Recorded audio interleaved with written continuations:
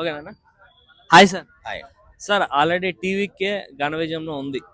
అయితే ఆయనకి కొన్ని సీట్లు అయితే కావాల్సి ఉంది. అది 11 సీట్లు. మాక్సిమం 106 సీట్లే అనుకోండి. ఎందుకంటే 2 ఆల్రెడీ రిజైన్ చేయాల్సి ఉంది. అయితే డిఎంకే, ఏడీఎంకే భర్త శత్రువులు. ఈ టైంలో 2 కలుస్తాయని చెప్పి వార్తలు అయితే బాగా పాపులర్ అవుతున్నాయి. బాగా వైరల్ కూడా అవుతున్నాయి. అయితే ఆయన స్టాలిన్ ఇంకొద్దు విజయ్ అయితే గవర్నమెంట్ ఫామ్ చేయమని చెప్పారు. సో దానిపై మీరు ఏం చెప్తారు? అది ఎలాగంటేనండి, విజయ్ ఫామ్ చేయమనే అనాలి ఆయన కూడా. ఎందుకంటున్నానంటే ఆయన కంప్లీట్ మెజారిటీతో ఉన్నాడు. 90% వరకు వచ్చాడు. ఇంకో 10-11 సీట్లు తప్ప అంతకు మించి అవసరం లేదు. అయితే ఏంటంటే 10-11 సీట్లు, 5 సీట్లు కూడా ఇవ్వడానికి ఇంకోళ్ళు రెడీగా ఉన్నారు కాంగ్రెస్ పార్టీ వాళ్ళు.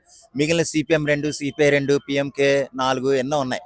మొత్తం మీద అయితే ఆయనకి సీట్లు వచ్చేయటం అయితే 100% పాసిబుల్. ఎలాగంటున్నానంటే ఇక్కడ మనకి ప్రభుత్వాన్ని ఫామ్ చేసే శక్తి మాత్రం టీవీకి విజయ్కే ఉంది. అందులో ముఖ్యమంత్రి అవుతాడు అనటంలో కూడా ఎటువంటి సందేహం లేదు. అదైతే ఖచ్చితం. అయితే ఇక్కడ స్టాలిన్ గారు లేదా అంటే డిఎంకే కానీ ఏఐడిఎంకే కానీ వీళ్ళిద్దరూ కలిసిపోతే విజయ్ని తొక్కి వాళ్ళిద్దరిలో ఎవరో ఒకరు షేర్ చేసుకునే విధంగా ముఖ్యమంత్రి అవుదాం అన్న ఆలోచనలో ఉన్నా, అయితే పూర్తి మెజారిటీ మాత్రం 108 సీట్లకి వీళ్ళు ఉండటం, కేవలం ఒక 10 సీట్ల దూరంలోనే ఉండటం అనేది పెద్ద సమస్య కాదు. ఆయన ఏంటంటే ఇప్పటికే అంటే ప్రమాణ స్వీకారం లేదు, ఏమీ లేకపోయినా సరే విజయ్ని అప్పటికే ముఖ్యమంత్రిగా చూస్తున్నారు ఇప్పటికే.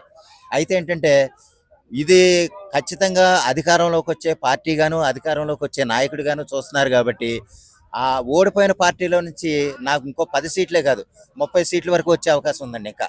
అయితే ప్రస్తుతానికి ఒక్కొక్కళ్ళు వస్తారు.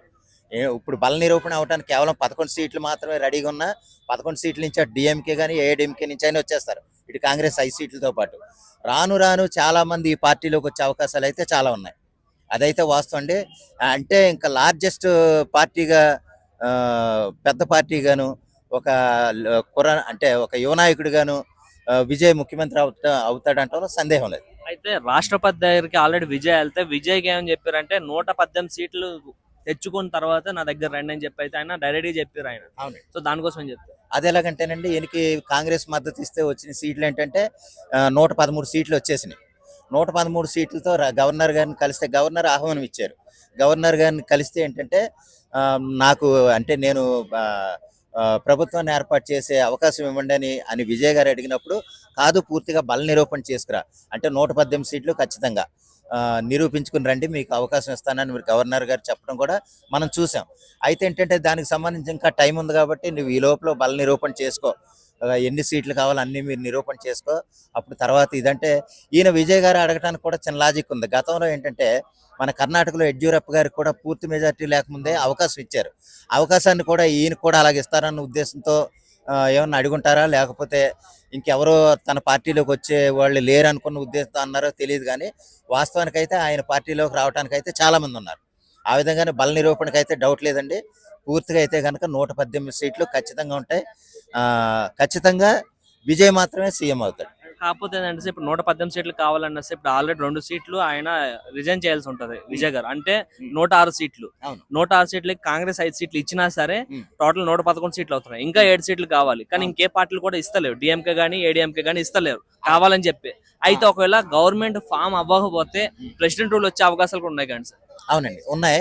కానీ ఏంటంటే ఈ లోపల విజయ్ జరిగే మంతనాలు ఉన్నాయి. విజయ్కి ఏంటంటే ఇప్పుడు బయటికి కొన్ని పార్టీలు, ఇప్పుడు డిఎంకే పార్టీ నుంచే చాలా మంది వచ్చేవాళ్ళు ఉన్నారు ఆ పార్టీ నుంచి. అలాగే గతంలో అంటే ఇప్పుడు ఇక్కడ పవన్ కళ్యాణ్ గారు వైఎస్ జగన్మోహన్ రెడ్డిని అంటే జగన్ నిన్ను అధపాతాళానికి తొక్కకపోతే చూడు అని ఎంత శపథం చేశారో, విజయ్ గారు కూడా డిఎంకే పార్టీకి అంత శపథం చేశాడు స్టాలిన్ అనగదొక్కుతానని. అదేవిధంగా డిఎంకే పార్టీ నుంచి కూడా కొంతమంది వచ్చేవాళ్ళు ఉన్నారు. అవకాశాలు ఉన్నాయి, వస్తారు. కానీ ఏంటంటే ప్రస్తుతం వాళ్ళ నాయకుడు చెప్పే ప్రకారం బయటకు రావట్లేదేమో, కానీ దగ్గరికి వస్తే కనుక చాలా మంది ఉందన్న సంగతి నా దగ్గర అయితే వార్త ఉంది. అయితే ఇక్కడ 5 సీట్లు కాంగ్రెస్ ఇచ్చింది కదా, కానీ డిఎంకేకి ఆల్రెడీ కాంగ్రెస్ ఎప్పటి నుంచో మద్దతు పలుకుతుంది. కానీ సడన్ గా పార్టీ చేంజ్ అవడం వల్ల కాంగ్రెస్ కి ఆల్రెడీ డిఎంకే పార్టీలు ఎవరైతే లీడర్స్ ఉన్నారో ఆ లీడర్స్ ఆల్రెడీ వ్యతిరేక వాదనలు అయితే చేయడం అయితే జరుగుతుంది. కాంగ్రెస్ పార్టీ పైన అనుచిత వ్యాఖ్యలు అయితే చేస్తున్నారు. సో దానిపైన చెప్తారు.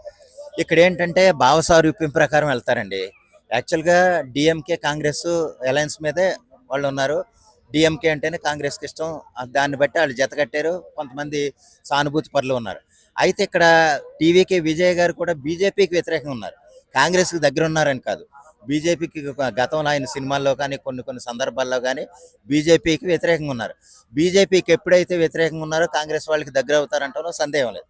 ఆ విధంగా మన టీవీకే విజయ్ గారితో డిఎంకే వాళ్ళు కానీ లేదా కాంగ్రెస్ వాళ్ళు కానీ దగ్గరికి వచ్చి మొత్తానికి మనం ఎన్ని రకాలుగా మాట్లాడినా సరే అల్టిమేట్గా ముఖ్యమంత్రి అయితే విజయ్ గారు.